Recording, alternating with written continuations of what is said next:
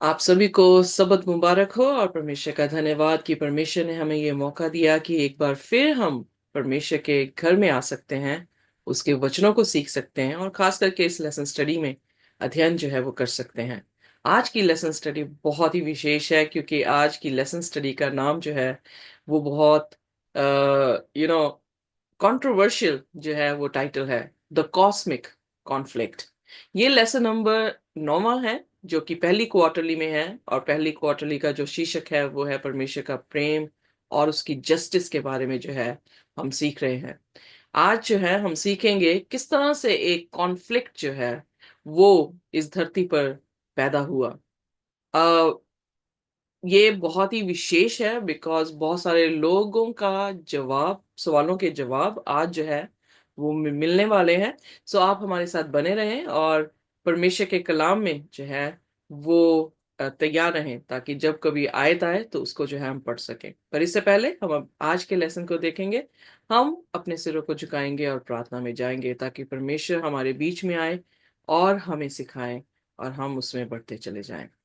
हमारे स्वर्गीय खुदावन, हम आपके निहायत ही शुक्रगुजार हैं, धन्यवाद करते हैं इन सभी टेस्टमनीज के लिए और भजनों के लिए जो आपके बेटे और बेटियों ने खुदावन आपके चरणों में जो है वो प्रस्तुत किए हैं।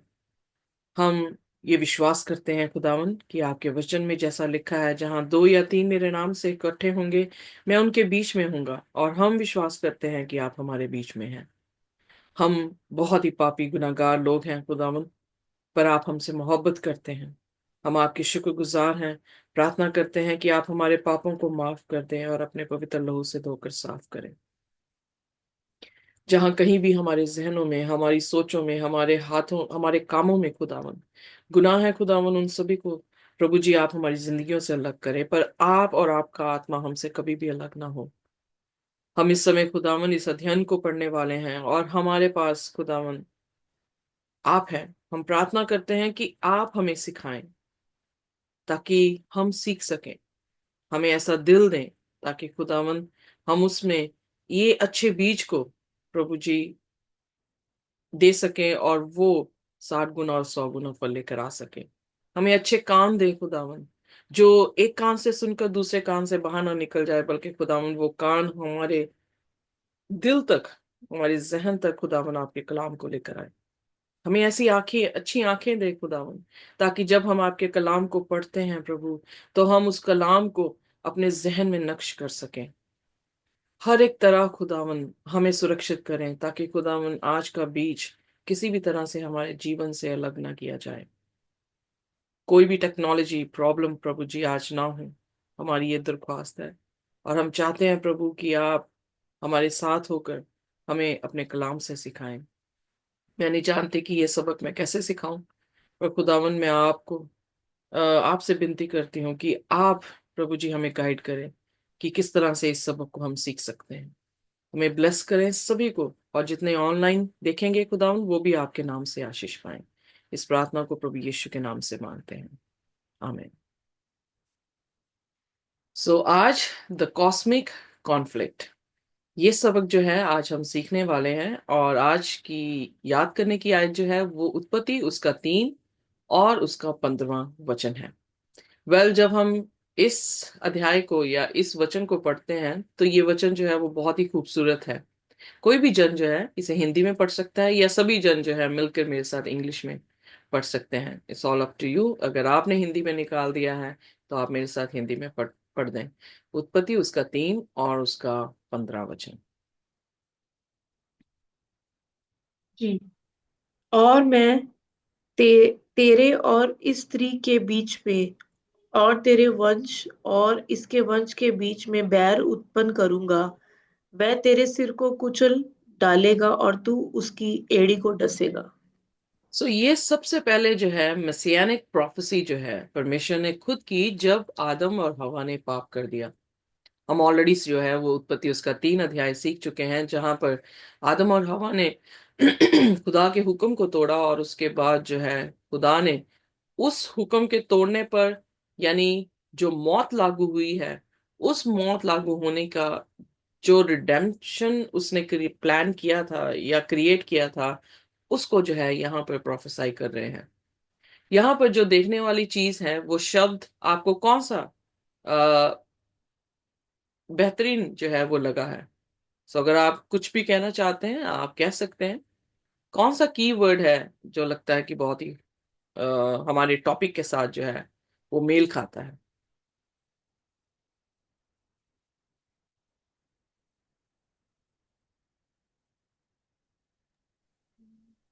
कॉन्फ्लिक्ट, कॉन्फ्लिक्ट, कॉस्मिक कॉन्फ्लिक्ट, इसका अर्थ क्या है? कॉस्मिक मीन्स पूरी कायनात में एक ऐसा कॉन्फ्लिक्ट, कॉन्फ्लिक्ट मतलब एक ऐसी वॉर जो है वो देखने को मिली है, या कंट्रोवर्सी जो है वो देखने को मिली है। सो यहाँ पर हम देखते हैं कि वो कंट्रोवर्सी किन के दरमियान है और क्यों है, उसके बारे में आज जो है हम चर्चा करेंगे। यहां पर वो कह रहा है आई विल पुट एनिमिटी। जो वर्ड एनिमिटी है, यहां से दिख रहा है कि वो कॉन्फ्लिक्ट को दिखा रहा है। परमेश्वर ने जब ये वचन बोले हैं तो उसने जो है सर्प से बोले थे और उससे कहा था कि मैं तेरे और इस स्त्री के बीच में क्या करूंगा? दुश्मनी जो है वो पैदा करूंगा। सो शैतान के बीज और स्त्री के बीज में क्या करूंगा? दुश्मनी पैदा करूंगा। और उस दुश्मनी से क्या हो रहा है कि वो उसके सिर को कुचलेगा और सर्प उसकी एड़ी को जो है वो क्या करेगा? डसेगा। सो जब हम इस आयत को पढ़ते हैं तो ये आयत में जो सबसे पहले पाप के बाद परमेश्वर के वचन में जो बोली गई है वो वचन ये बताता है there will be cosmic conflict. यहां पर दो कैटेगरी के जो है वो ओपोनेंट है। एक कैटेगरी का ओपोनेंट जो है वो औरत से आ रहा है जिसको यीशु मसीह दिखाया गया है, और दूसरा ओपोनेंट जो है वो शैतान है और शैतान के बीज जो है उसका जो जिक्र किया गया है। अगर आपको याद हो तो आप देखेंगे मती की अंजील उसके 13 अध्याय उसकी 24 से 30 अध्याय वचन तक, तो वहां पर यीशु मसीह ने एक दृष्टांत दिया है। बहुत ही खूबसूरत दृष्टांत है। और कभी मौका मिला तो हम जो है पैराबल्स पे सेशन करेंगे, तब हम जो है पैराबल्स के बारे में जो है वो जिक्र करेंगे। सो ये पैराबल है वीट एंड टेयर्स के बारे में। यहां पर हम देखते हैं कि जो यीशु मसीह ने दृष्टांत दिया तो वहां पर भी दो तरह के बीज जो है वो बताए गए हैं। स्वर्ग का राज्य एक मनुष्य के मानिंद है जिसने अच्छा बीज जो है वो बोया। पर जब आदमी सो गए तो उनके दुश्मन ने आकर वहां पर बुरा बीज यानी वीड या टेर्स जो है वहां पर बो दिया। सो इसलिए जब हम उत्पत्ति, इसके बारे में थोड़ा देर में जो है हम चर्चा करेंगे, पर जब हम उत्पत्ति के इस वचन को देखते हैं 3 उसकी 15 में, तो वहां पर क्या लिखा गया है?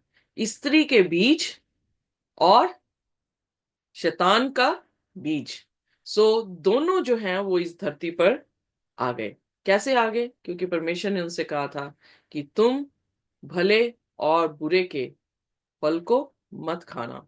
सो भला परमेश्वर, बुरा शैतान। सो दोनों के बीच में जो है वो क्या हो गया? कॉन्फ्लिक्ट आ गया। कॉन्फ्लिक्ट क्या आया कि अब इंसान को अपना चुनाव जो है वो लेना था कि क्या वो खुदा के तरफ हो या शैतान की तरफ हो। कुछ दिन पहले जो है एक बहन ने जो है मुझे कॉल किया। इंडिया के लगभग जो है वो 1 बजे हुए थे रात के, और मैं काम से आई थी। और मुझे उन्होंने वैसे पहले कह ही दिया था कि ये अब ऐसे ना करना कि साइबर स्कूल में जो है वो मेरी ये बात आप जो है वो पेश करना। अगर बुरा ना लगे तो मैं इस बात को जो वो पेश करना चाहूंगी। सो उन्होंने मुझसे ये प्रश्न पूछा कि खुदा ने लूसीफर को जब बनाया था वो जानता था कि उसने पाप करना है, तो उसे क्यों बनाया?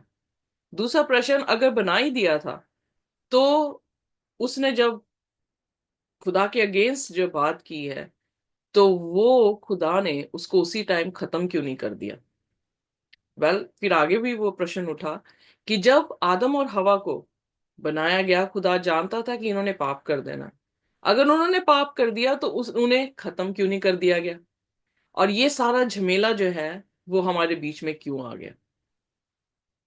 तो अब खुदा क्यों जो है वो हम पर धक्का करता है कि हम उसकी बातें जो है वो सुने? वेल, ये प्रश्न जो है वो बहुत ही इंपॉर्टेंट है, और हर एक इंसान के जहन में ये प्रश्न आते हैं जब हम खुदा के कलाम को पढ़ने लगते हैं। मेरे जहन में भी आया था, उस बहन के भी जहन में आया था। पर आज का लेसन जो है इन सभी सवालों का जो है वो जवाब हमें देगा।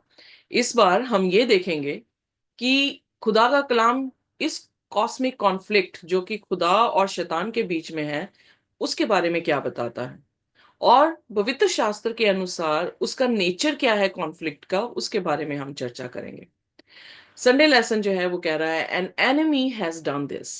जब हम मती की अंजील पढ़ रहे थे, जो कि मैंने थोड़ा सा अभी वर्णन भी किया, वीट और टेयर की बात जब आई है, तो वहां पर जो है खुदा ने, प्रभु यीशु मसीह ने जब ये उदाहरण दी है, ये एक कहानी सुनाकर इस कॉस्मिक कॉन्फ्लिक्ट को जो है दिखाने की कोशिश की है, तो उन्होंने जो है इस तरह से बयान किया है कि दुश्मन ने बोया है। सो दुश्मन कौन होते हैं? जो हमारे फ्रेंड्स ना हो। दूसरे शब्दों में, दुश्मन वो होते हैं जिनकी करेक्टरिस्टिक्स हमारे से ऑपोजिट हो, या वो होते हैं जो हमारे विरोध में काम करते हो।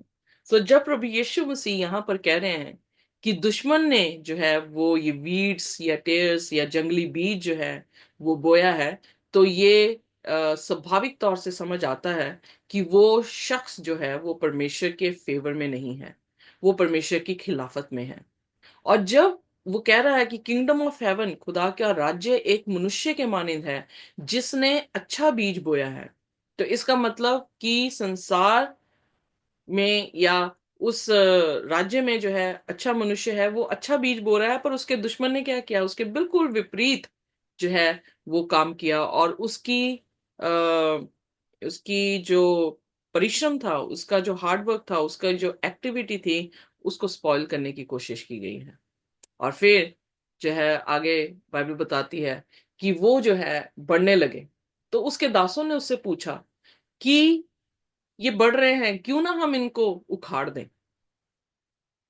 ये प्रश्न जो है यहाँ पर रखा गया है, और यही प्रश्न जो है मेरी बहन ने भी जो है मुझसे पूछा है कि उसको उखाड़ क्यों नहीं दिया गया? जब पाप हुआ तो उसे खत्म क्यों नहीं कर दिया गया? उसी समय खत्म कर देता तो कहानी जो है वो समाप्त हो जाती। अब मैं आपसे ये पूछती हूँ कि अगर मेरी बेटी, कल मैंने अपनी बेटी से ये प्रश्न पूछा, मैंने उनसे कहा कि आप मेरी बात कई बार मानते नहीं हैं, आप कई बार जो है वो डिठाई कर लेते हैं मेरे साथ, छुटकी से बात कर रही थी, तो क्या लगता है कि मैंने कभी आपको मारने की कोशिश की है, या मैंने आपके साथ सब्र दिखाया है? तो वो हंसने लगी, बिकॉज मैंने अंग्रेजी में बोला, did I ever try to kill you? तो वो हंसने लगी। कौन माँ बाप कहते हैं मारता है? तो मुझे ऐसे कहने लगी, मम्मा ये कैसा सवाल है, कौन कौन सा ऐसा माँ बाप है जो अपने बच्चे को मार देता? सो मुझे आंसर जो है उसका पता लग गया कि नहीं। सो मैं ये बताना यहाँ पे चाहती हूँ कि उसे खत्म क्यों नहीं कर दिया गया उसी टाइम। खुदावन यीशु मसीह ने पैराबल में भी बताया कि नहीं, थम जाए, ये खत्म नहीं करेंगे हम, इन दोनों को जो है इकट्ठे बढ़ने देंगे, और जब ये अपने अपने फलों में पक जाएंगे, तब जो है हम इसे उखाड़ देंगे, या वीट को मैं अपने गोदाम में डाल दूंगा, और जो जंगली बीज हैं उन्हें हम आग लगा के खत्म कर देंगे। अब इस कहानी से क्या पता लगता है क्यों खुदा ने समय लिया? पहली चीज, would you like to participate in it और शुड आई कंटिन्यू? कोई कहना चाहता है तो कह सकता है। Yeah, I think because God wants everyone to come to repentance. Okay, very good, lovely, thank you very much. खुदा नहीं चाहता कि एक भी जन जो है वो नाश हो, तो खुदा समय दे रहा है कि वो रिपेंटेंस कर सकें। और कोई चीज?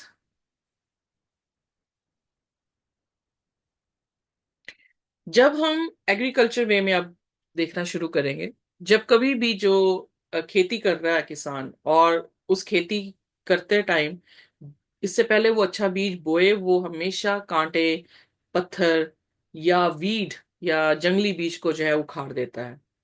पर अब यहाँ पर क्या हुआ है कि जहां पर अच्छा बीज भूमि पे गया था, वहीं पर जो दुश्मन है उसने जो है वो बुरा बीज डाल दिया। अब जब दोनों जो है बढ़ रहे हैं, तो सबसे पहले कहाँ गया बीज? जमीन के अंदर गया। जमीन के अंदर जैसे ही बीज अपनी फूटता है, उसमें से क्या निकलती हैं?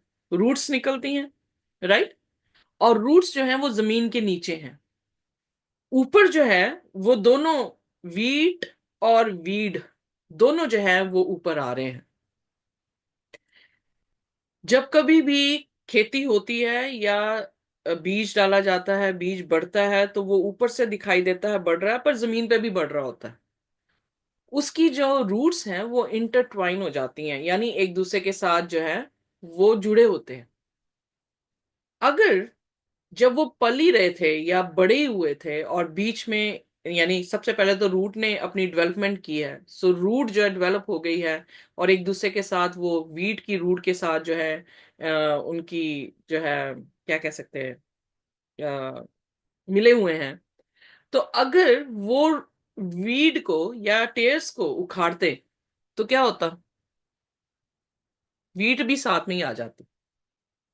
Yeah. Exactly exactly.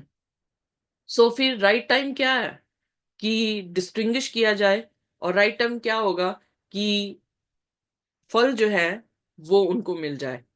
सो राइट टाइम ये था कि इंतजार किया जाए, क्योंकि अगर वीट टेर्स को उखाड़ेंगे तो साथ में वीट भी जो है वो उखड़ जाएगी।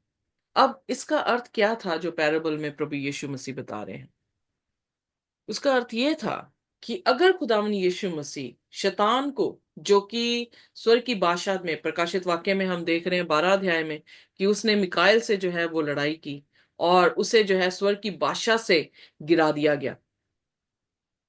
तो अगर वो गिरा दिया गया, इसका मतलब कि खुदा जो गुस्से में धीमा है, काफी देर तक उसे देखता रहा है, पर फिर फाइनली जो है उसकी जजमेंट हो गई है कि he will be no more in the heavenly kingdom. So उसे जो है जमीन पर गिरा दिया गया। अब क्या होता कि अगर उसी समय वो शैतान को मार देता, तो जो गुड एंजल्स हैं उनके दिल में क्या आता? मैंने अपनी अपनी उदाहरण देने की कोशिश कर रही हूं यहां पर। अगर बाई चांस मेरा बच्चा छोटा जो है वो मेरी आज्ञा नहीं मान रहा, वो बहुत स्टबर्न है, और मैं क्या करती हूँ कि मैं कहती हूँ कि बेटर है कि इसको मैं मार दूं, इसने मेरे मेरे अगेंस्ट रिबेल किया है, let me just kill this girl, और मैं उस बच्ची को मार देती हूँ। अगर मैं मार देती हूँ, तो आप एज अ वॉचर जो मुझे लाइक देख रहे हैं कि मैं क्या कर रही हूँ, आपके दिमाग में क्या मैसेज आ रहा है? Very rude. Very rude, right? So मेरा करेक्टर आपकी आंखों के सामने बिल्कुल क्या हो गया? गंदा पड़ गया। Hmm. हालांकि मैं बहुत अच्छी हूं, मैं बहुत सॉफ्ट थी, और पर एक डिसीजन ने क्या कर दिया? मेरे सारे करेक्टर को स्पॉइल कर दिया। अब मेरी बड़ी बेटी क्या करेगी? छोड़ देगी मुझे? माफ कर देगी? No. कि रिबेल करेगी? Rebel. रेबल अगर करेगी। वो रिबेल करेगी, मैं उसको भी मार देती हूँ, मेरी बहनें क्या करेंगी? एक्सेप्ट Same करेंगी thing. कि रिबेल नो, करेंगी? नो, नो, रेबल करेंगे। तो डेफिनेटली मैंने प्रॉब्लम सॉल्व नहीं की, मैंने प्रॉब्लम बढ़ा दी। एम आई राइट और नॉट? Yeah. जी। मैंने तो प्रॉब्लम बढ़ा दी, मैंने तो एक एक बंदे को रिबेल करना सिखा दिया। तो अगर खुदा लूसीफर को उसी समय मार देता, तो क्या जो गुड एंजल्स थे जिन्होंने खुदावन के लिए स्टैंड लिया था, वो रिबेल ना करते? तो फिर कितनों को मारता रहता? तो वो तो फिर मर्डरर बन जाता खुदा। जी। अपनी तरबियत से अलग। आइए देखिए दूसरा तिमोथी उसका 2 और उसकी 13 आयत। कोई भी पढ़ दे, दूसरा तिमोथी उसका 2 और उसकी 13 आयत।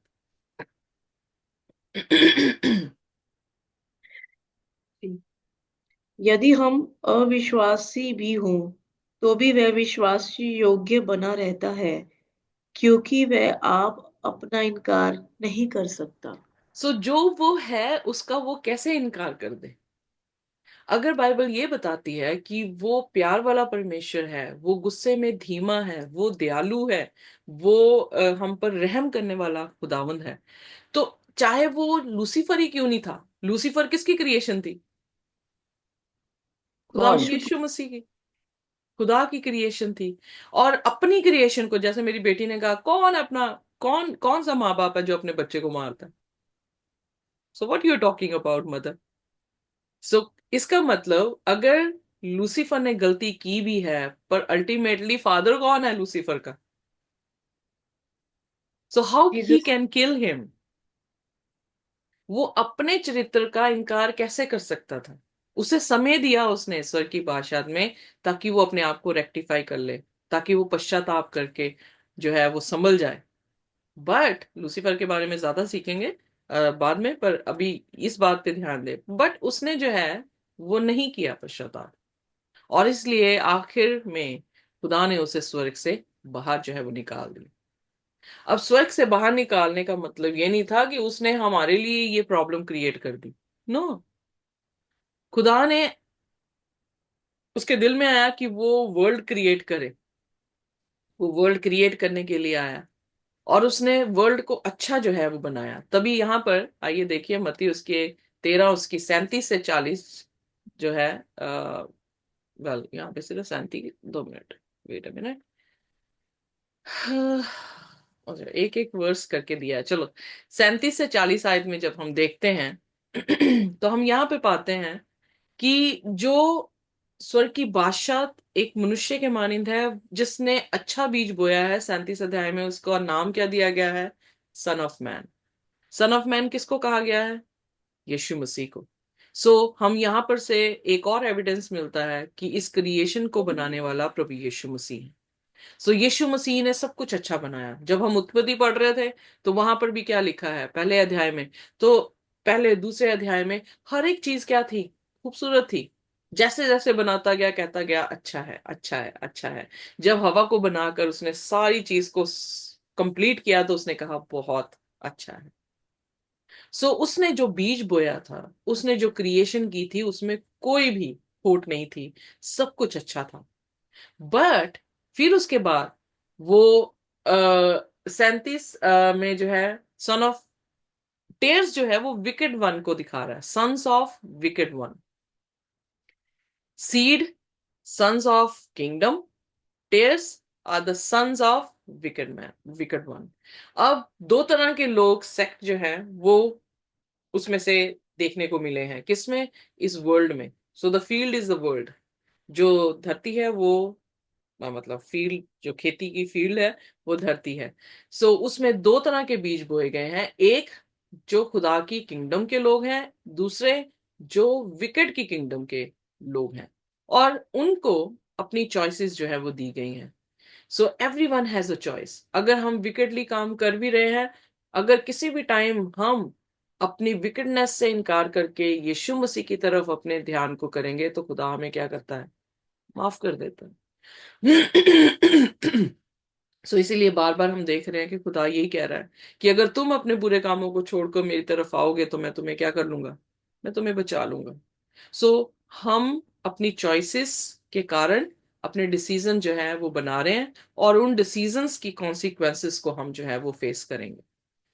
पहली चीज ये देखने को मिल रही है कि परमेश्वर ने उन्हें उसी उसी टाइम लूसीफर को खत्म इसलिए नहीं किया क्योंकि वो मर्डरर नहीं है। इसीलिए यीशु मसीह ने यूहन्ना उसके 10 के में इस तरह से कहता है कि चोर क्या करता है? चोरी करने आता है, चुराने आता है, घात करने आता है।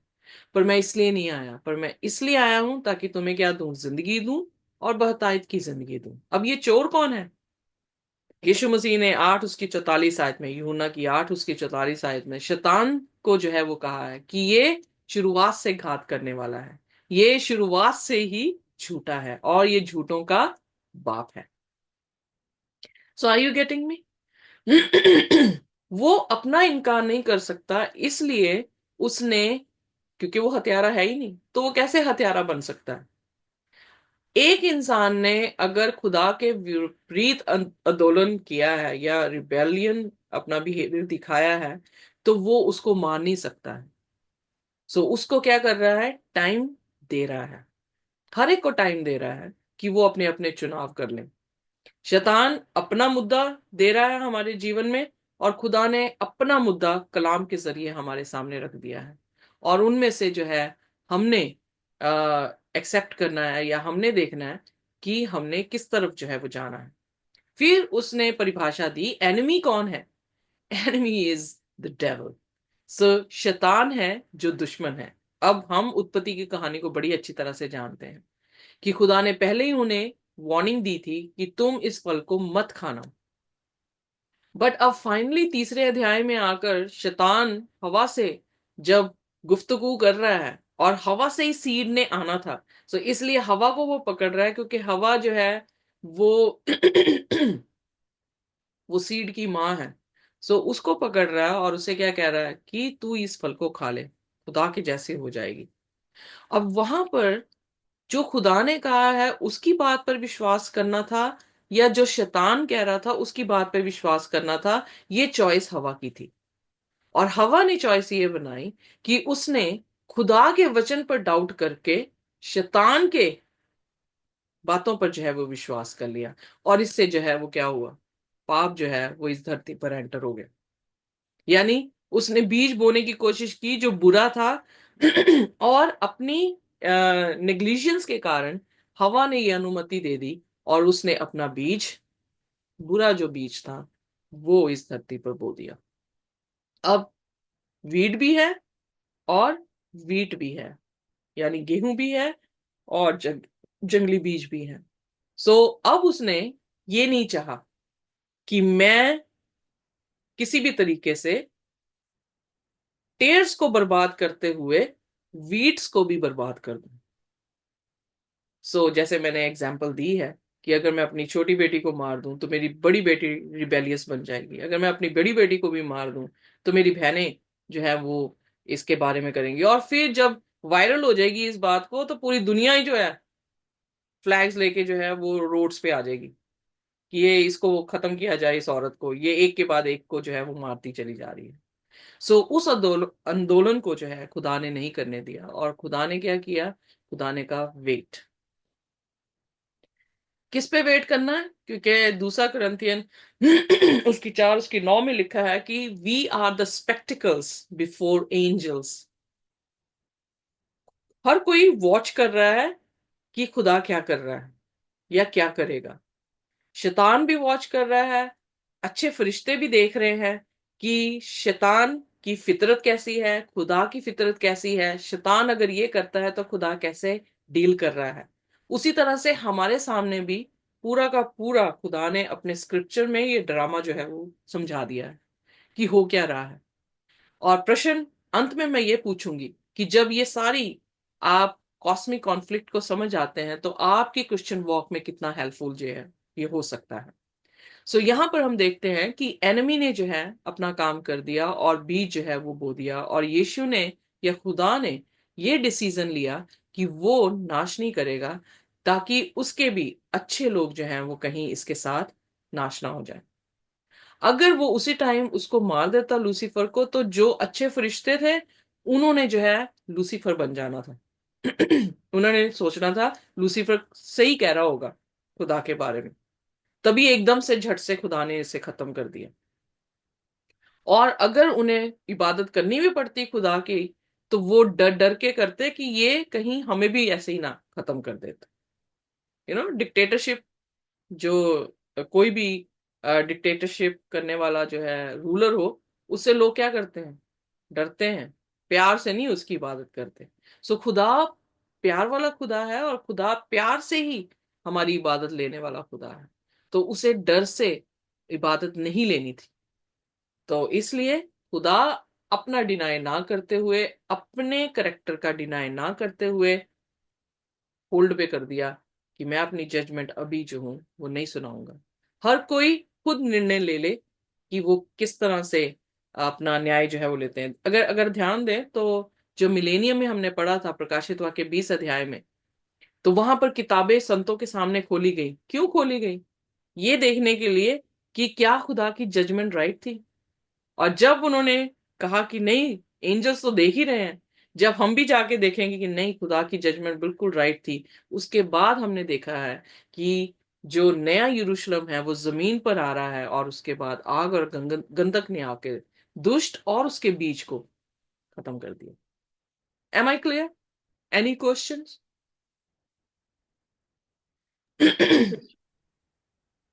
Okay, Monday lesson, the origin of the controversy on earth. ये ओरिजिनेट कैसे हुआ है? अगर ये कॉस्मिक कॉन्फ्लिक्ट था, कैसे जो है वो शुरुआत इसकी हुई है? अगर हम इसको देखें तो ये क्वेश्चन जो है वो पैराबल के साथ ही है कि उस दौरान में वीड या टेयर्स जो है वो कैसे डले हैं। और बाइबल में लिखा है कि जब आदमी सो गए। सोने का अर्थ क्या है? आत्मिक रीति से मरने का। क्योंकि सोना एक मौत को दिखाया गया है, और यहाँ पे लिटरली आदम और हवा मरे नहीं थे, बल्कि वो क्या हो रहे थे, वो वीक हो गए आत्मिक रीति से। उन्होंने अपने आप को इजी कर लिया, उन्होंने ध्यान नहीं दिया, वॉचफुल नहीं थे, प्रेयरफुल नहीं थे। इसीलिए बार बार पौलुस जो है अपनी पत्रियों में क्या कह रहा है, बी वॉचफुल, बी प्रेयरफुल। क्योंकि शैतान कैसे है, एक शेर के गर्जते हुए शेर के मानिंद है। वो इस भाल में है कि कब वो हमें खा जाए या फाड़ खाए। सो हमें हमेशा क्रिश्चियन वॉक में अपने आप को कैसे रखना है, प्रेयरफुल रखना है, स्क्रिप्चर पढ़ते रहना चाहिए, और वॉचफुल रहना चाहिए कि क्या जो हम कर रहे हैं वो राइट है, कि खुदा के कलाम के अनुसार ये चीज पैरेलल जारी है कि नहीं जा रही है। वेल, जब हम एक और उसकी 31 आयत को देखते हैं तो यहां पर खुदा ने जब सब कुछ देखा तो उसने कहा इट इज वेरी गुड। सो मैं ऑलरेडी इसके बारे में एक्सप्लेन कर चुकी हूँ, ज्यादा इसके बारे में एक्सप्लेन नहीं करूंगी। फिर हम देखते हैं कि उत्पत्ति 3 उसकी 1 से 17, जब वचन में हम जाते हैं तो हम ये देखते हैं कि सर्प ने किस तरह से मैनिपुलेट की चीजें और प्रेजेंट किए हैं हवा को, कि हवा ने जो है वो उसको एक्सेप्ट कर लिया, उसकी बातों को जो है वो एक्सेप्ट कर लिया। हालांकि हवा ये जानती थी, बहुत सारे लोग कहते हैं कि उसने जो है, खुदा ने कहा था टच भी नहीं करना, और उसने जो है नहीं, खुदा ने लिखा नहीं है कि टच ना करना, पर वो जो है एक्स्ट्रा नॉलेज दे रही है, तो खुदा के वचन के अनुसार नहीं दे रही।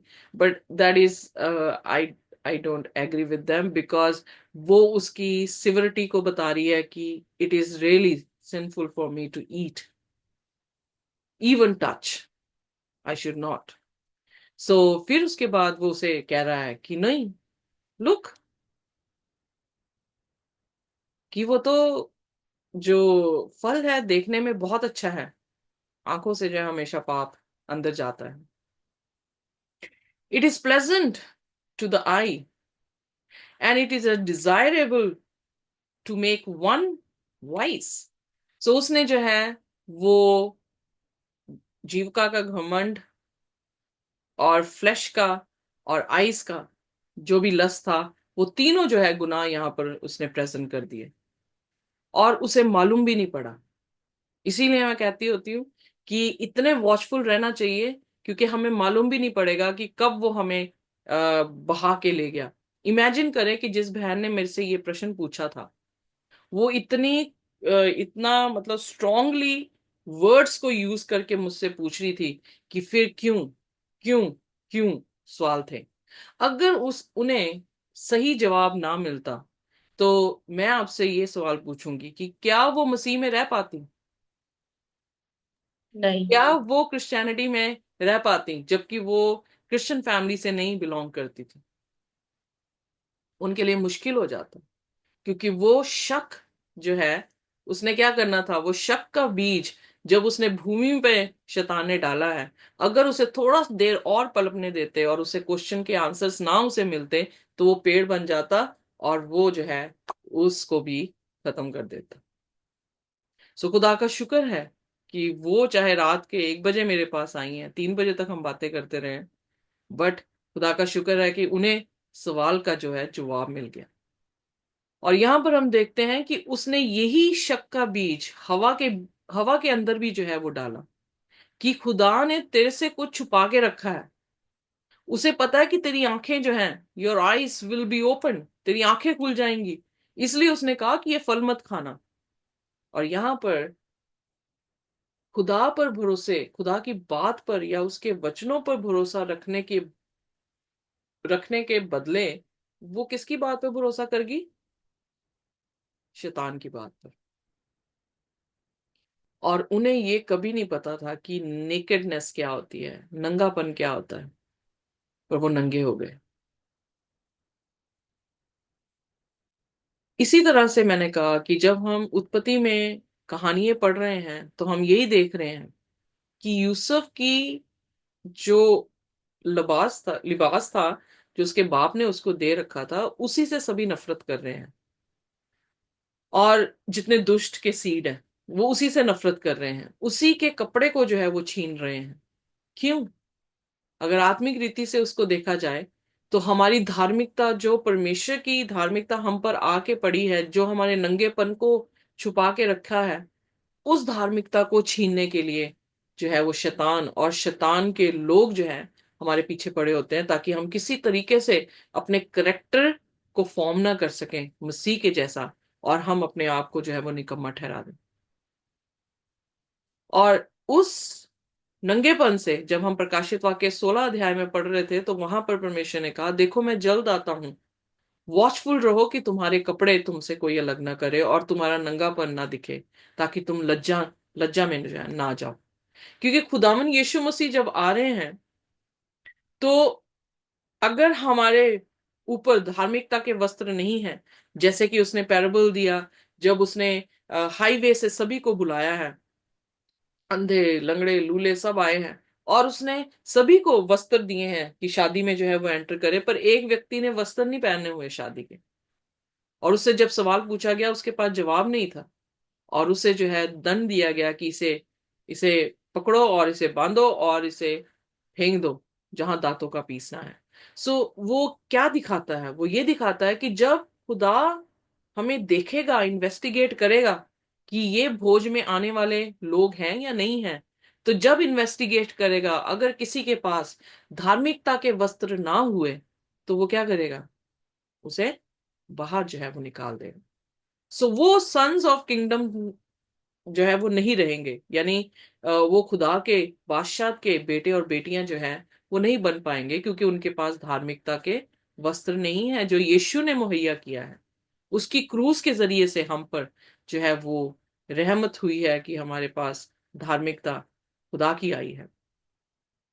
यहां पर हम देखते हैं कि उनको शक दिया गया, उनको ये बताया गया कि खुदा ने आपसे कुछ छुपा रखा है और मैं आपको एक्स्ट्रा नॉलेज दे रहा हूं, मैं आपको रेवलेशन दे रहा हूं, जो चीजें स्क्रिप्चर में नहीं भी लिखी हैं उससे भी बढ़कर जो हूं मैं रेवलेशन दे रहा हूं। और इस चीज में लोग जो है वो द- फंसते हैं, फंसते फंसते फंसते, और आखिरकार जो हवा के साथ हुआ वो ही उनके साथ होता है कि उनकी धार्मिकता उनसे अलग कर दी जाती है। और यहाँ पर प्रकाशित वाक्य, अब तभी मैं कहती हूँ कि ये शाया 28 उसके 10 अध्याय में लिखा, line upon line, phrase upon phrase, little here little there. जब ये स्क्रिप्चर्स को हम यहाँ से वहां से पकड़कर जो है पढ़ते हैं तो हमें ये कहानी समझ आती है कि ओहो, ये कहानी जो है, शुरुआत जो हुआ है रिबेलियस जो एटीट्यूड हुआ है वो स्वर्ग की बादशाहत में हुआ है। क्योंकि प्रकाशित वाक्य यहाँ पर जो है 12 उसकी 7 से 9 बड़ी अच्छी तरह से बयान करता है कि the war broke out in heaven. जो वॉर थी वो कहां शुरू हुई? स्वर्ग की बादशाह में। स्वर्ग की बादशाह में कौन था? मिकाएल और उसके दूत, और ड्रैगन और उसके दूत, उनके बीच में जो है वो लड़ाई हुई। और अगर आगे इससे पहले आयतों में हम देखें तो उसने अपनी पूंछ से 1/3 सितारों को जो है वो गिरा दिया, यानी उसके साथ 1/3 फरिश्ते थे जो खुदा की खिलाफत के बीच में जो है वो खड़े हो गए उसके साथ। उसने जो भी फुसफुसाया, जो भी कॉन्स्पिरेसी की है स्वर्ग की बादशाह में, 1/3 फरिश्तों ने उसके साथ जो है वो एक्सेप्टेंस की है। और फिर वो लड़ने के लिए किसके साथ शुरू हो गए? मतलब मिकाइल के साथ उन्होंने जो है वो लड़ाई की। मिकाइल कौन है? हम ऑलरेडी देख चुके हैं दानियल की पुस्तक में कि मिकाइल यीशु मसीह का जो है वो नाम है। यीशु मसीह के साथ उसकी जंग हुई और वो प्रिवेल नहीं कर पाया, स्वर्ग की बादशाह में रह नहीं पाया, और उस स्वर्ग की बादशाह से जो है वो निकाल दिया गया। और फिर उस ड्रैगन का नाम खुदा बता रहा है, कि वो ही जो पुराना साम किसको रेफर कर रहा है? उत्पत्ति के 3 अध्याय में जो हवा के पास आया था, जिसको डेवल और शैतान कहा जाता है। और उसकी विशेषता, उसका करेक्टर क्या है? Who deceives the whole world, he is a deceiver. He was cast to earth and his angels were cast out with him. So वो भी गिरा दिया गया, और उसकी सीड, उसके जो एंजल्स थे उनको भी जो है वो गिरा दिया गया। सॉरी, उसके एंजल्स, सीड जो है वो हम हैं। अगर हम उसके साथ उसकी तरबियत के अनुसार बनते हैं तो हम उसके बीज हैं, क्योंकि उसने अपना बीज हमारे जिंदगियों में डाला है, और वो बीज पला बड़ा और पेड़ बन गया, और फिर फल जो है वो लेकर आ रहा है। तो सेम प्रोसीजर दोनों में हो रहे हैं। अब यहां पर जो है हम देखते हैं कि जहां पर परमेश्वर के वचन ने उनसे कहा था कि तुम मर जाओगे, वो बिल्कुल ऑपोजिट, कॉन्ट्राडिक्टरी स्टेटमेंट हवा को दे रहा है, you will not surely die. अब डिसीवर, प्रश्न ये उठता कि अगर वो डिसीवर है तो वो डिसीव कैसे कर रहा है? कॉन्ट्रडिक्ट करके। जो खुदा कह रहा है उसके विपरीत जाकर वो डिसीव कर रहा है। और अगर हम स्क्रिप्चर के साथ स्टक नहीं रहे या स्टिक नहीं रहे, तो उसके ऑपोजिट जो स्टेटमेंट शैतान पूरी दुनिया में फैला रहा है, और लोगों को पता ही नहीं है कि वो कॉन्ट्रडिक्ट कर रहा है स्क्रिप्चर, क्योंकि वो स्क्रिप्चर पढ़ ही नहीं रहे। और इस तरीके से वो शुरुआत से लेकर अब तक जो है उसी टूल को इस्तेमाल कर रहा है, और हम मूर्खता के साथ उसी टूल में जो है वो गिरे जा रहे हैं।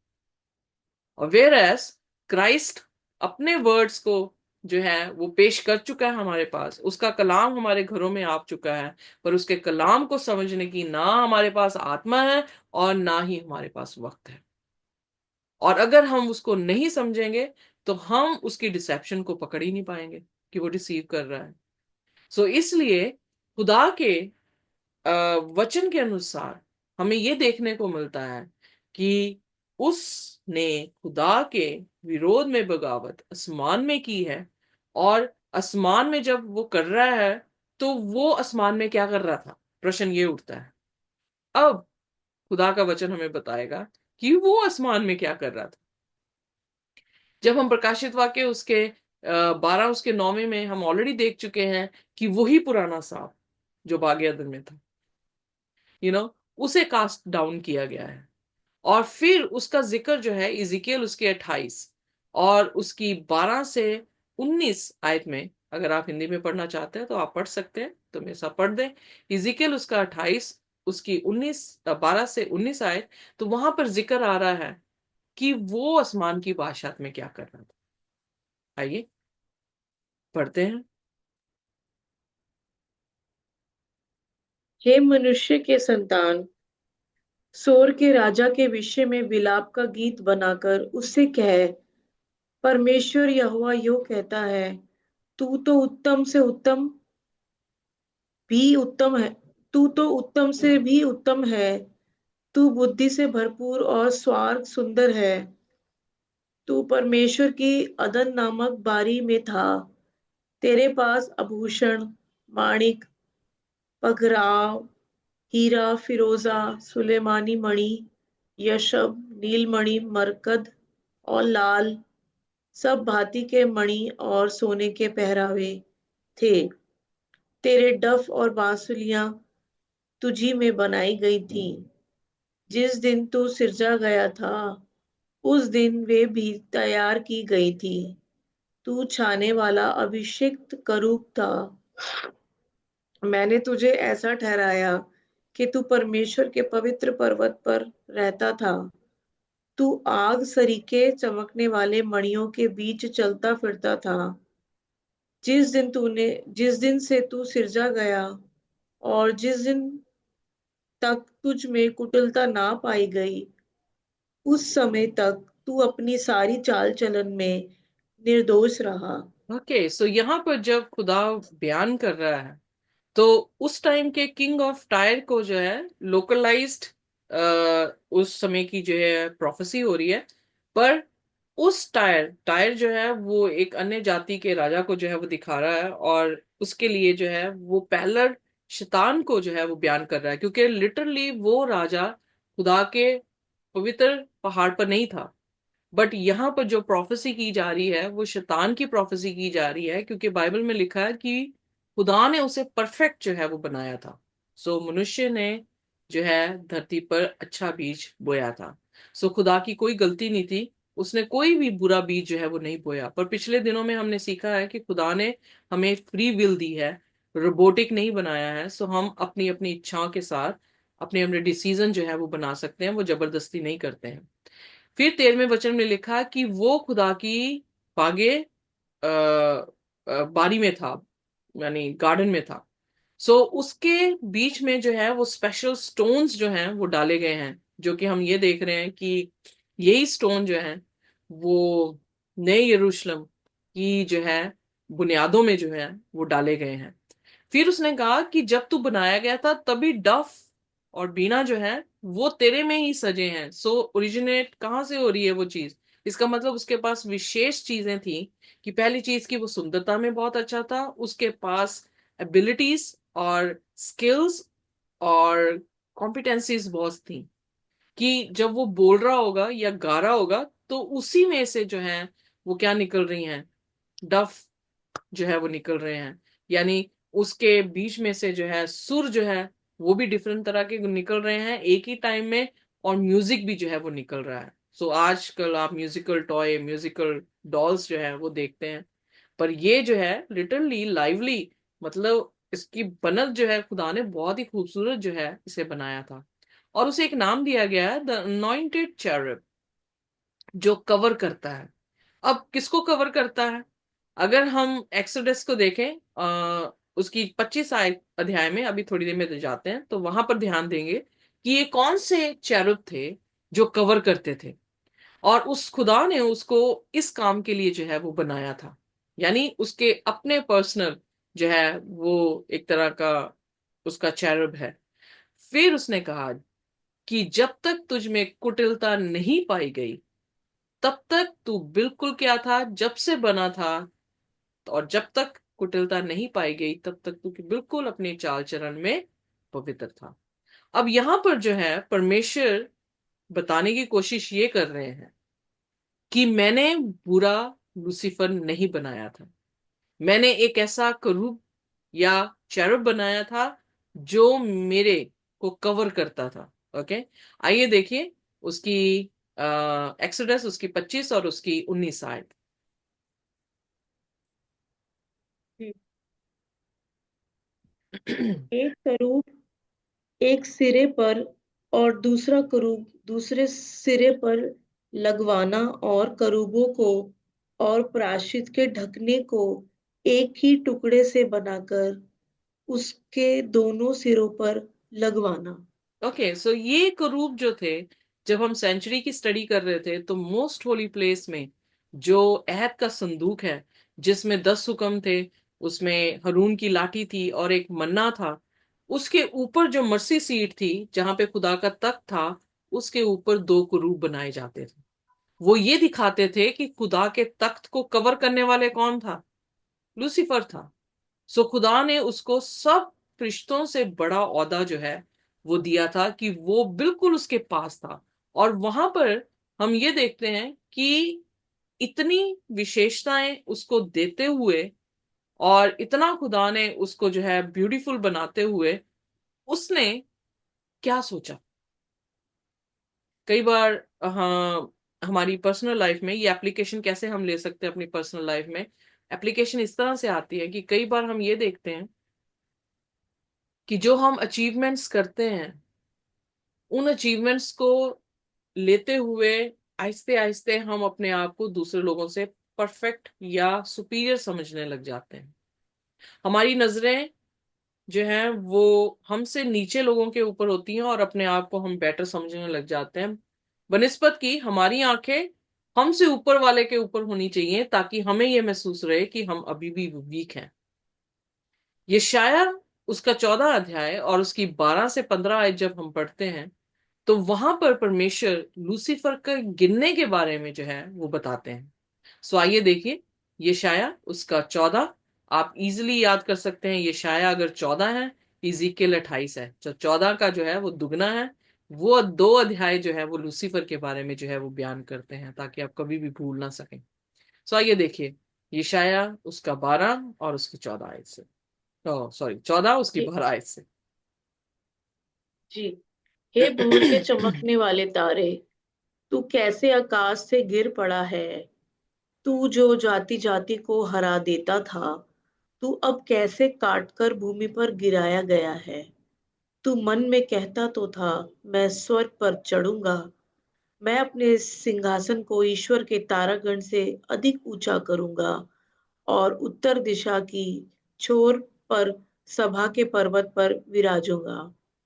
मैं मेघों से भी ऊंचे ऊंचे स्थानों के ऊपर चढ़ूंगा, मैं परम प्रधान के तुल्य हो जाऊंगा, परंतु तू आधुलोक में उस गड्ढे की तह तक उतारा जाएगा।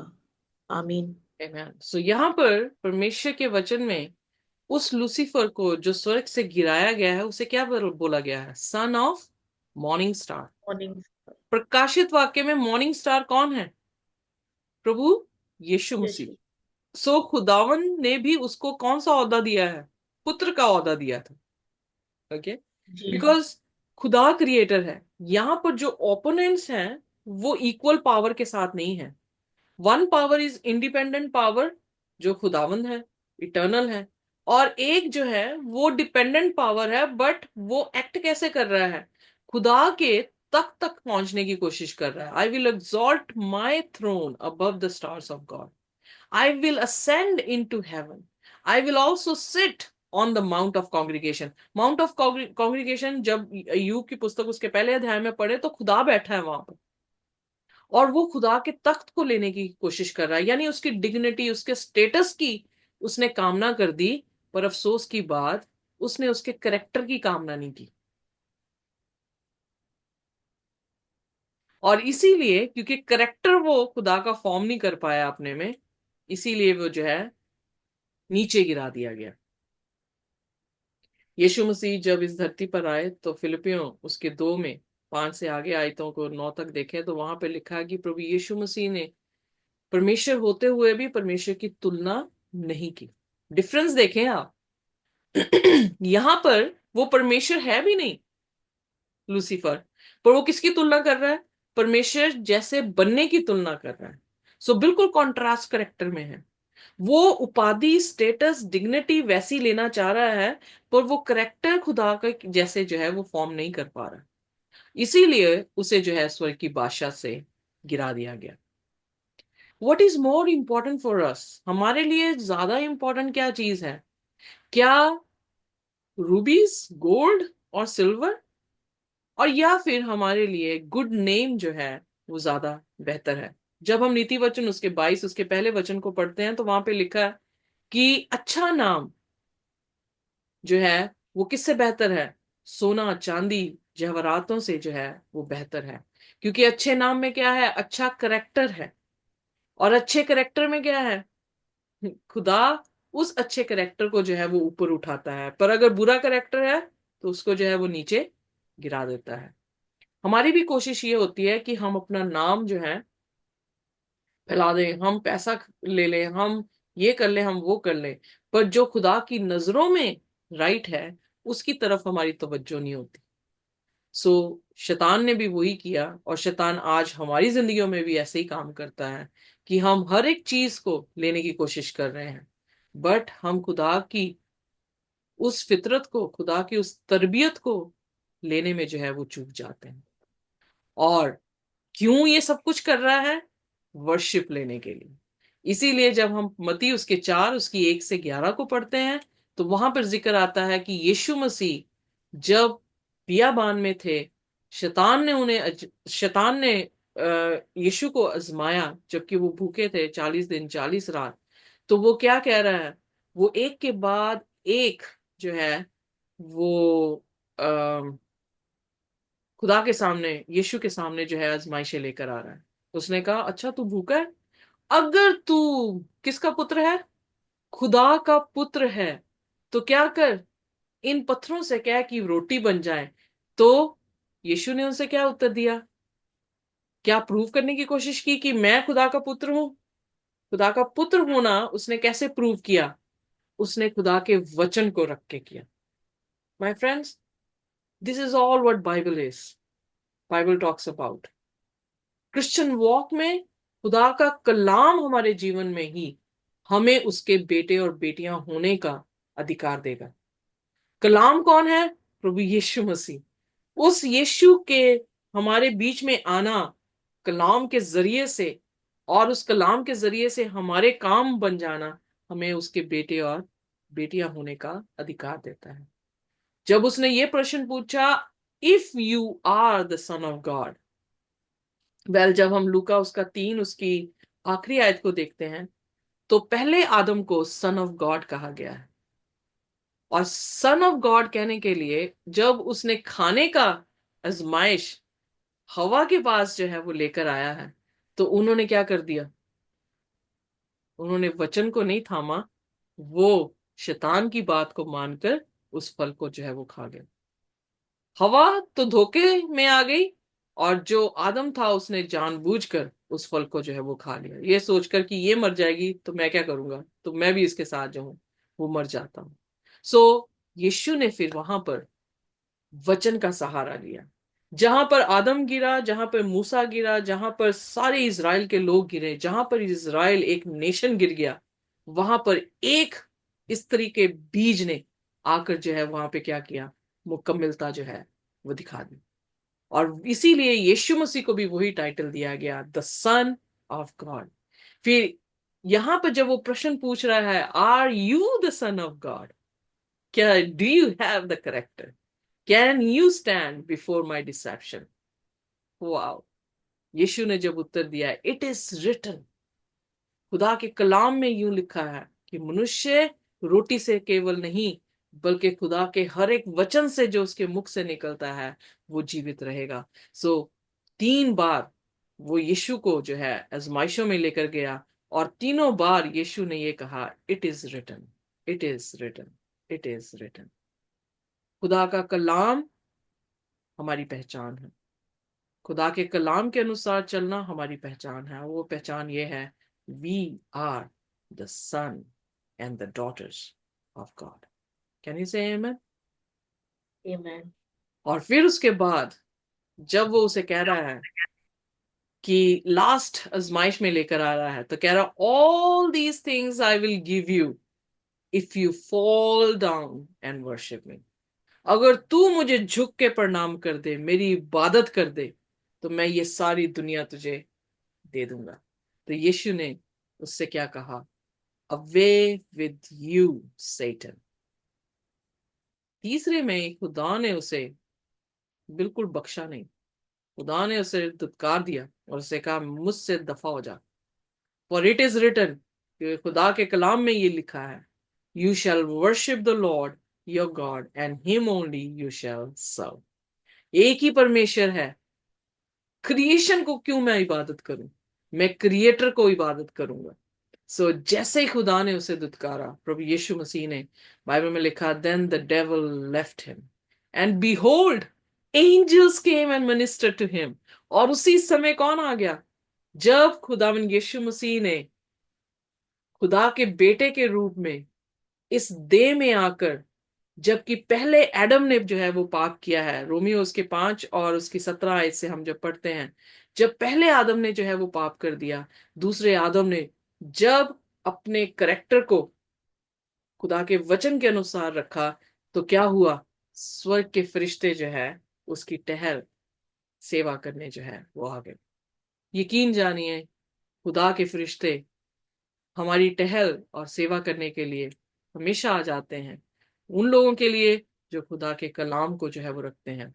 दुनिया में कलेश है, पर यीशु ने दुनिया को जो है वो जीत लिया है।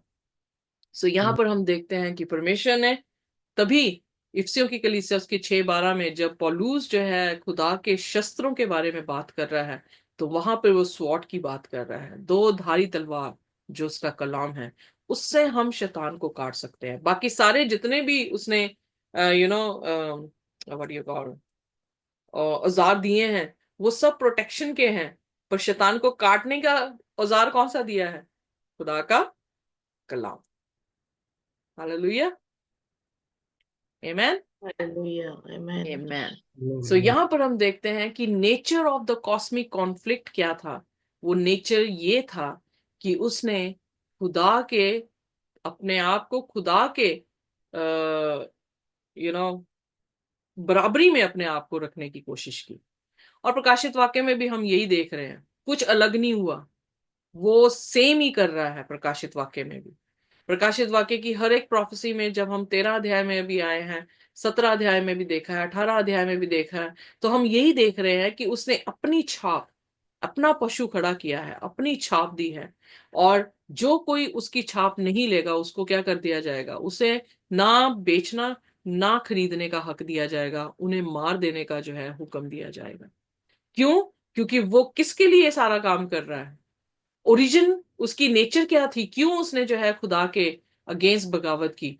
वो खुदा के तुल्य बनने की कोशिश कर रहा है, पर निर्बुद्ध ये भूल गया कि उसके तुल्य होने की जो डिग्निटी और स्टेटस तू लेने की कोशिश कर रहा है, वो शायद तुझे मिल जाए, पर जो उसका करेक्टर है वो तू नहीं ले पाएगा।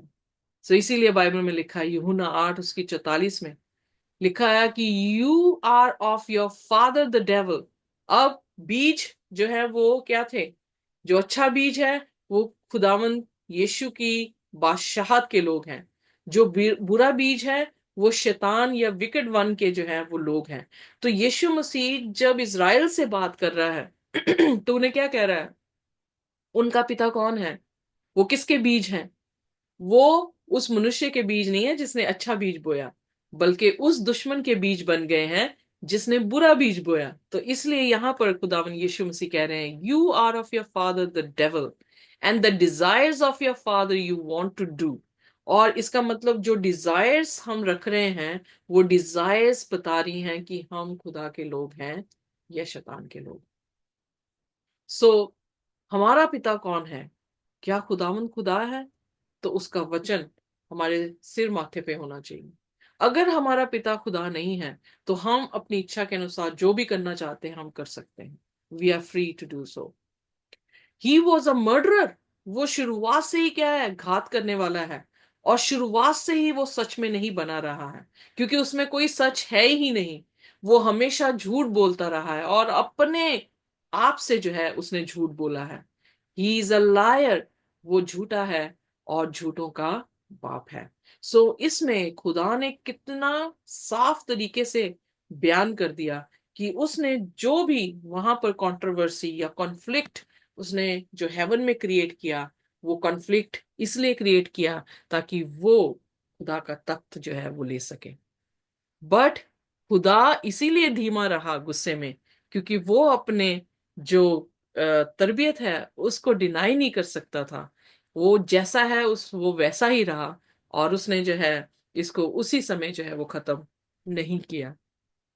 ही इज वेटिंग कि हर एक इंसान देख ले कि मैं कैसा हूं और मेरा विरोधी ओपोनेंट जो है वो कैसा है। और जो वो तोमते लगा रहा है कि जैसा मैं हूं, वो कह रहा है कि नहीं ये ऐसा नहीं है। हवा से क्या तोहमत लगाई? खुदा ने तुम्हारे से कुछ छुपा रखा है।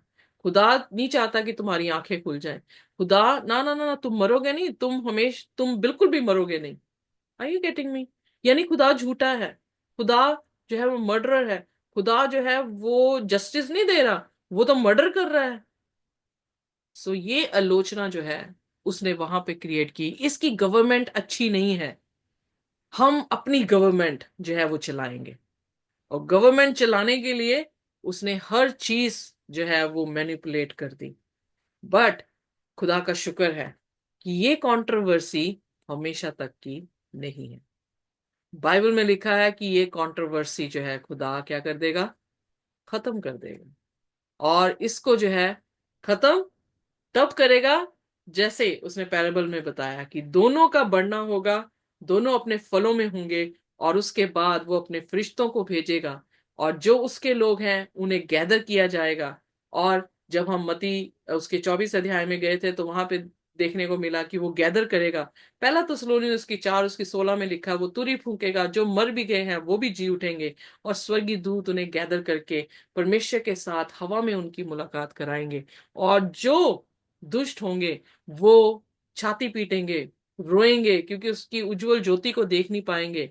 वो कहेंगे पहाड़ों से कि हम पर गिर पड़ो, वो कहेंगे गुफाओं से कि हमें छुपा लो। पर उनकी लोथें, बाइबल बयान करती हैं कि एक शोर से दूसरी शोर पर जो है वो गिरी रहेंगी, और उनको दफनाने वाला भी कोई नहीं होगा। So that will be the end of all cosmic conflict. हम कहाँ पे स्टैंड करेंगे, या ये कहानी सुनकर हमारे क्रिश्चियन वॉक में कितनी मजबूती जो है वो हमें मिल जाएगी कि हम अपने निर्णयों को जो है वो राइट कर सके। कैन एनीवन टेल मी, क्या कोई बता सकता है कि इस कहानी में आपने जो है वो क्या देखा, या आपने जो है आपको क्या अच्छा लगा इस कहानी में कि आपकी क्रिश्चियन वॉक में आपकी मदद जो है वो हो सके।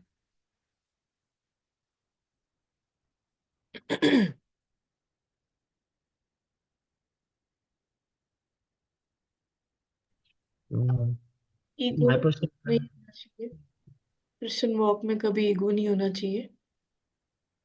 और एरोगेंसी जो है वो इंसान को कमजोर बनाती है। हम्म। और और भी बहुत सारी चीजें हैं, खुदा के करीब मतलब ओबीडिएंट होना चाहिए। परमेश्वर जो हमारे लिए करते हैं वो क्या कहते हैं, चाहे वो देर से हो या वो नहीं भी हमें कोई चीज मिले, तो उसमें हमारी भलाई उत्पन्न है। क्योंकि हमारे जो हमारा बेसिकली हमारा विश्वास और भरोसा उस रब पे होना चाहिए। वो ये नहीं सोचना चाहिए कि अगर इसने हमें ये नहीं दिया तो ये खुदा नहीं है, या और अपने आप को हमेशा इम्पोर्टेंस नहीं देनी चाहिए। क्योंकि जो मैं होती है वो हमें घमंड तक पहुंचाती है, और वो जब घमंड आता है तो वो पाप को उत्पन्न करता है। तो ये सारी चीजें जो है वो हमारी जैसे लोगों की जो क्रिश्चियन लाइफ है उनमें वो बाधा डालती है। Okay, praise the Lord, thank you very much, very true.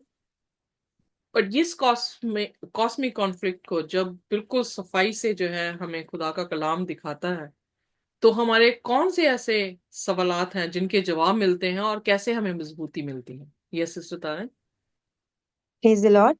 मुझे ये सुनकर कॉस्मिक जो कॉन्फ्लिक्ट है उसके बारे में ये याद आया कि प्रोडिगल सन में भी यही बताया गया। वो जो छोटा बेटा था वो जाना चाहता था सब कुछ, पिता के साथ, उसने विद्रोह किया और उसने कहा मुझे दे दो मेरा जो भी है हिस्सा, और वो चला गया गुस्सा होके, नाराज होके। तो उसके बाप ने छोड़ दिया कि जा तू अपना जो भी करना है कर। बट एक दिन उसे रियलाइज किया उसने, फ्री विल, इसमें मुझे ये सीखने को मिला कि free will, God let's us free.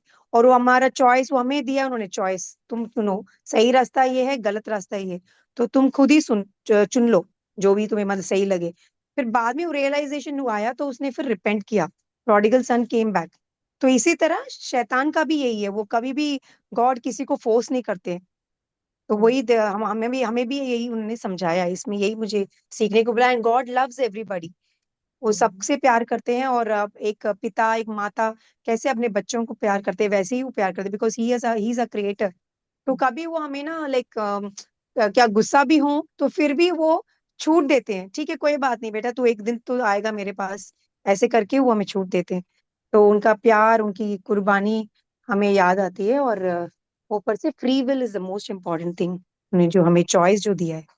Praise God. Very good, thank you very much, very true. खुदा ने जो है हमें फ्री विल दी है, तो खुदा is not originator of any sin और एनी पेन।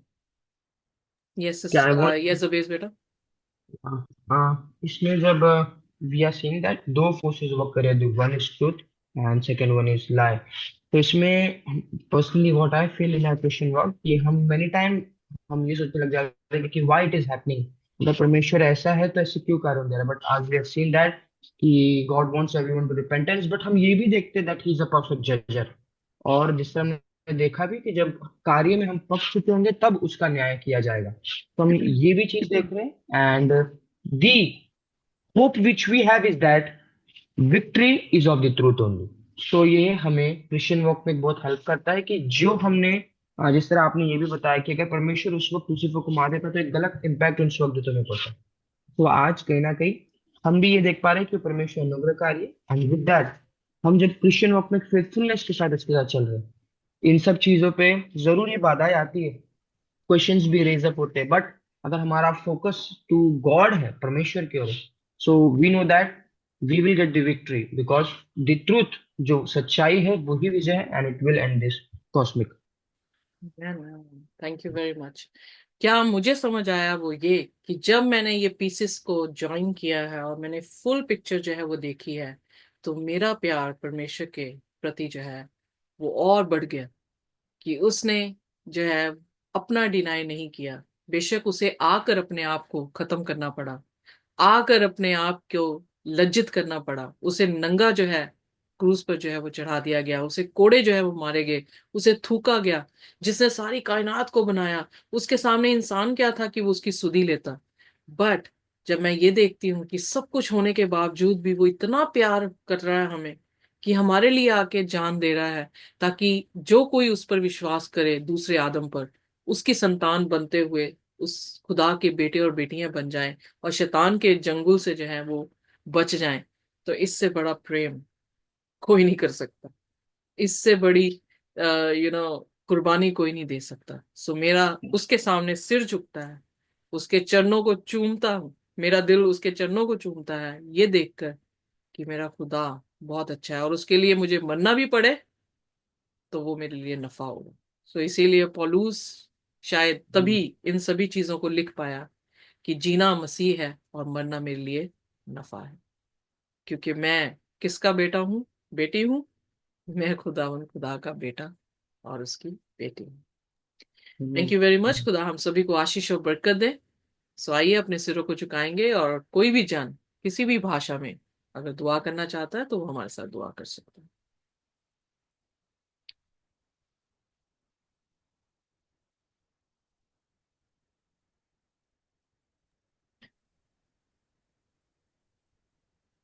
आसमानी थैंक बाप, खुदावन। हम आपके शुक्रगुजार हैं, धन्यवाद करते हैं प्रभु आपके इस समय के लिए जो आपने हमें दिया।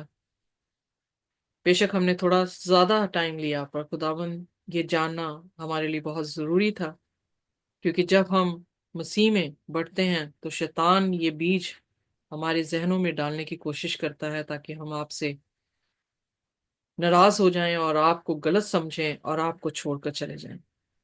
प्रभु, हमारी प्रार्थना है कि ये सवालातों के जवाब जो आपने हमें इस लेसन स्टडी में दिए हैं, ये उन तक पहुंचे जिनके पास ये सवाल है, जो शायद स्ट्रगल कर रहे हैं और उनके पास कोई सही जवाब देने वाला नहीं है।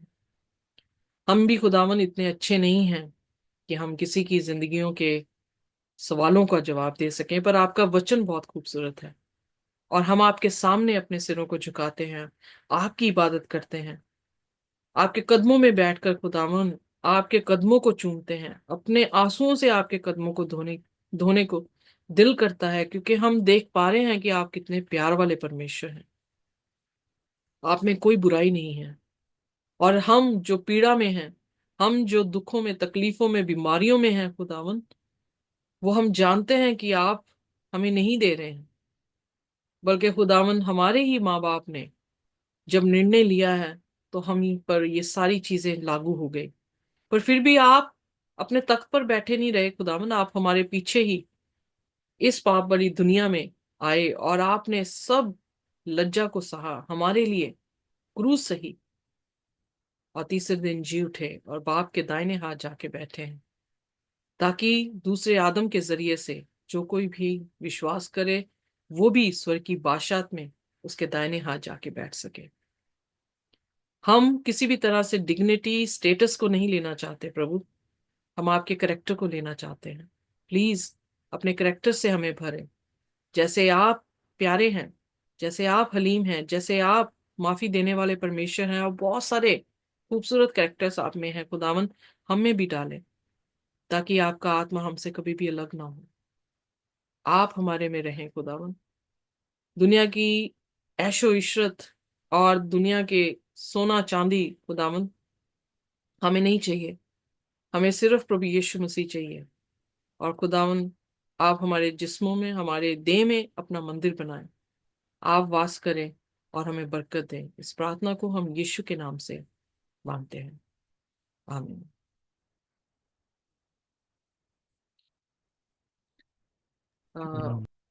आई डोंट नो कौन प्रेयर करना चाह रहा था, बट आप चाहते हैं तो प्रेयर कर सकते हैं सिस्टर जी। नहीं सिस्टर जी, मैं ही थी वो, फिर आपने स्टार्ट कर दी थी, कोई बात नहीं। ऑलराइट, खुदा आप सभी को आशीष और बरकत दे, और खुदा की शांति और उसका अनुग्रह जब तक कि दोबारा ना आ जाए हमारे साथ इसी तरह से जो है वो बना रहे। God bless you all. आमीन। आमीन, प्रेज द लॉर्ड।